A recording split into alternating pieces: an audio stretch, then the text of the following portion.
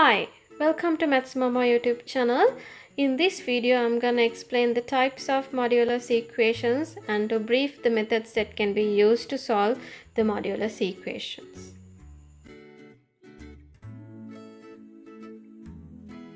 Right, just to recall on what we learned in previous lessons, we denote modulus by drawing two vertical bars on both sides of a number, and the modulus of a number is its absolute value or the numerical value. But if we talk about the basis of modulus, it always calculates the distance from origin to a number.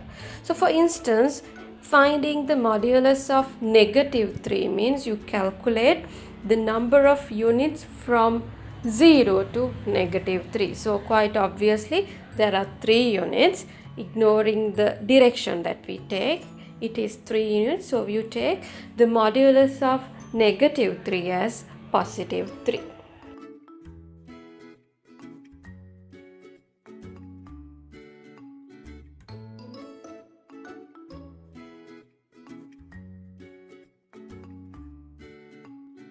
Okay, for those who are new to this lesson, I'll go through with these examples again. So let's take the modulus of -5 gives +5. According to the rule, the modulus ignores the negative sign. So modulus of 5, it's the same number. It outputs the same number because there's no effect. There's no negative sign to remove.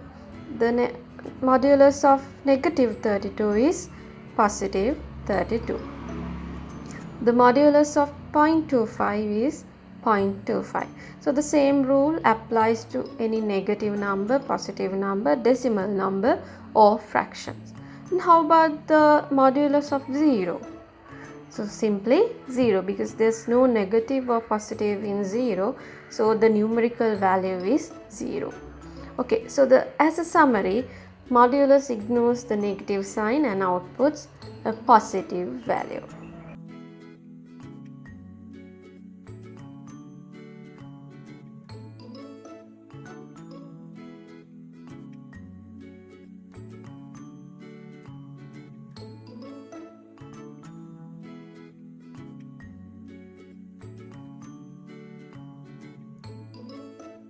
Alright, moving on to the core area of our lesson, which is solving modulus equations. I'll start off with a very basic question. Modulus x equal 5. Right, so here you had to find the value of x so that the modulus of those x values returns the answer +5. So what could be the x values? Hope you can guess the answer easily. Yes, of course, x could be either +5 or x could be -5. So here we get two solutions. But always make sure when you get the two answers or one answer, substitute it back in the equation and see whether it satisfies the equation. So here when you substitute x equal 5, the modulus returns +5, and when you substitute x equal -5, again it returns the answer +5. So both the answers are valid. So do it as a practice for all the modulus equations. Moving on to the next question. Modulus x equal -10. The question looks little weird, isn't it? Yes, because according to the definition of modulus, we learned that the modulus always returns a non-negative value. So here it has returned the negative value, which means it's not possible. So in this type of examples or questions, there is no solution for x because we can't find any x value, so that the modulus of those x values returns a negative answer. No way. So there is no solution for this equation. Alright, in question 3, we've got modulus x equal 0. It seems an easy question again. You want time to guess? Alright. Yes, of course. It is none other than 0. Why is that? Yes, only the modulus of 0 returns the answer as 0. So for these type of questions, you get only one solution. Moving on to the next question, we've got modulus x plus 3 is equal to 12. Slightly different from previous questions, that's alright.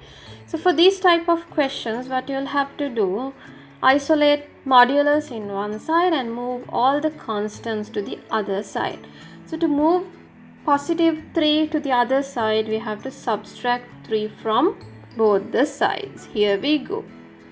Right, so when you subtract 3 from both the sides, in the left hand side x get isolated and on the right hand side we get 9.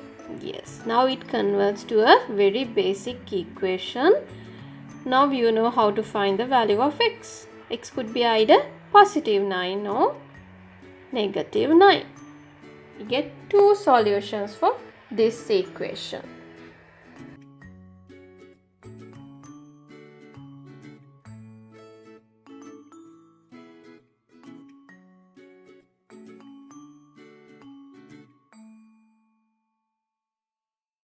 Okay, let me briefly discuss the method that can be used in solving these type of equations.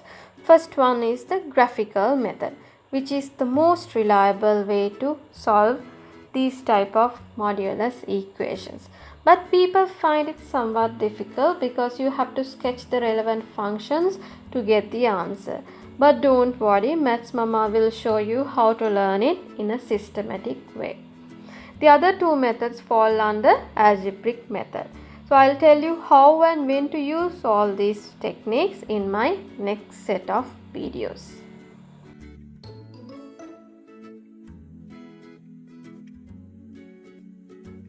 What if you get this set of equations to solve? Are you gonna apply any method you like?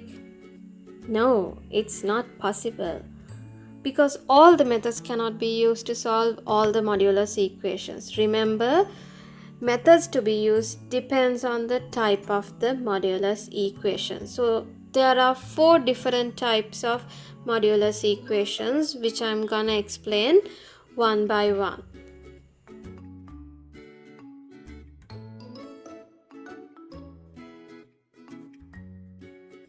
Right, let's begin with the first category. Here are the examples.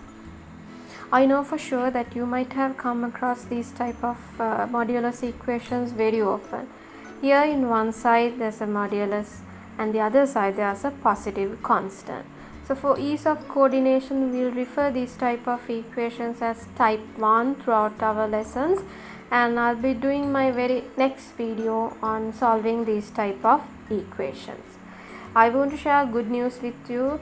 That is, we can use all the 3 methods that we discussed earlier in solving these type of equations. So no more confusions. You can use all the 3 methods.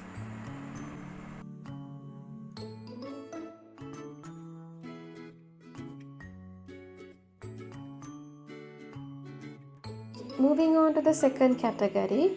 If you analyze this set of examples, you would notice that in one side there's a modulus, which is similar to the previous category. But in the other side of the equation mark, apart from the constant, the variable x has been added to the equation. So this is the difference between type 1 and type 2. So because of this difference, extra care must be taken when we are solving these type of equations. Sometimes algebraic method gives unreliable solutions, so I personally recommend you to use graphical method because it always gives reliable solutions. Okay, let's talk about the third category. Here are the examples. Notice that in both the sides there are modulus. So which means both the sides are positive unless there is a negative sign outside the modulus sign. So when both the sides are positive, we can use algebraic squaring method to solve this type of equations. Plus graphical method also works really well in this type of equations. Let's move on to the final category, type 4. So according to this example, there are two modulus in one side and the other side there's a constant. So you won't notice these type of questions most often, especially on your exams, but learning something extra is not a waste, so we'll practice it here. Even for these type of questions we can use algebraic method as well as graphical method, and I'll show you how in my next set of videos. Hope you enjoy the lesson. We'll meet again with another lesson on solving modulus equation which fall under first category. So stay with Maths Mama.